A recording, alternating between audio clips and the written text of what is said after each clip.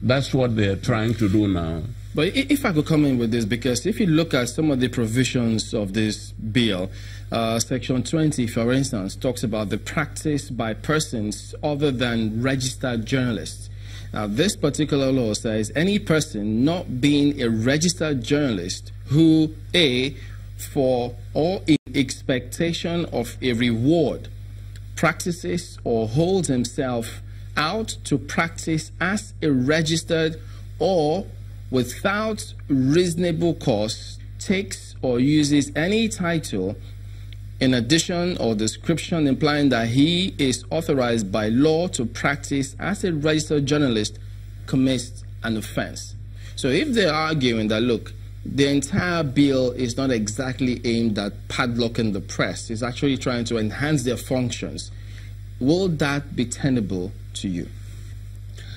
You see, the press is a multidisciplinary profession. You have economists, you have scientists, you have social scientists, you have everybody. If you give a column to a scientist, a medical doctor, to write in his line of expertise, do you say he must register as a journalist, must be trained as a journalist? He's doing something in his specific profession. And all of this contributes to the wholesomeness of the press. So that is not acceptable. This is not a linear profession. You have people, experts, and you get an economist and give him a column, so he would do an informed column for your paper, and somebody says, sorry, he cannot practice. That is wrong. Do you stand with people who That's what is done in all countries. Do you stand with people who believe that this Nigerian Press Council bill is politically motivated? Can you speak a bit louder? Do you believe, or do you stand with those people who believe that this Nigeria, bill is politically motivated?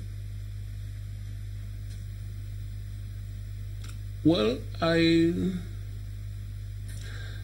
totally opposed to this bill. I'm totally opposed to the bill. But is it politically motivated? Do you think so?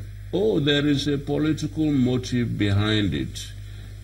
And that is indicative of the thinking of the National Assembly members. They are disturbed by the fact that the press is hammering on their excesses, on the fabulous salaries and allowances that they are getting, and they are trying to hit back at the press.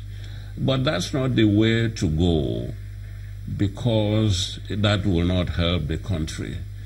We have opposed this kind of bill before, but they've added more toxic sections to it. Like which ones? You can be jailed for 3 years. Yeah. So if that particular clause, perhaps Section 16 as well, if they, because he said, look, this is a work in progress. If there are clauses that the stakeholders don't like, they can come forward and we expunge it. If they do that and then come up with parts of the sections that will protect the journalists and further deepen the practice of journalism, will that help rather than arguing, let's throw out the entire bill? There are enough laws to guide the press in Nigeria, more than enough laws.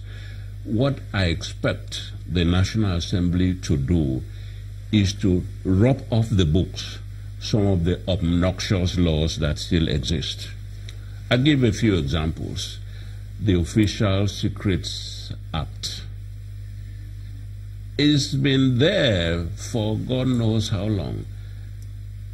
And in this day and age, they say government information can be hidden for 10 years. When people get it, it conflicts with the Freedom of Information Act. It conflicts with it. So why don't you scrap it? Scrap it. The Public Order Act. has been there. The Court of Appeal has ruled against it, but the police are insisting you must come, apply for permission to carry placards and do demonstration, and if we don't give you, you cannot do that. In a democracy, the other day, one person only, Mrs. Obi Ezekwesili, was going to the villa with one placard, and they arrested her and bundled her out of the way and said, you can't go. What sort of democracy is that? All right. We'll go to break, but when we return, we'll like the Senator to respond to your comments saying, since we have enough laws, why do we still need this bill? That's in a moment. Join us again.